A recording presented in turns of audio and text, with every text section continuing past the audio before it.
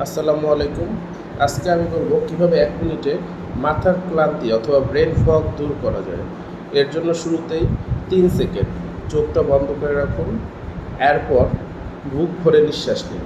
বুক ভরে নিঃশ্বাস নিয়ে এক নাক বন্ধ রাখুন। এইভাবে এক নাক ধরে অন্য নাক দিয়ে ধীরে ধীরে আস্তে আস্তে নিঃশ্বাস ছাড়ুন। দেন আবারও নিঃশ্বাস ছাড়ার পর আবারও বুক ভরে শ্বাস নিন। শ্বাস নেওয়ার পরে আবারও এই সাইডের নাকটা বন্ধ করে আস্তে আস্তে শ্বাস ছাড়ুন। শ্বাস ছাড়ার পরে তৃতীয়বার আবারও বুক ভরে নিঃশ্বাস নেবেন। তারপরে একসাথে 2 নাক দিয়ে আস্তে আস্তে শ্বাস ছাড়বেন। এইভাবে 3 বার করার পর ইনশাল্লাহ অর্ধেক কাজ হয়ে গেল। এরপর 1 গ্লাস পানি পান করুন।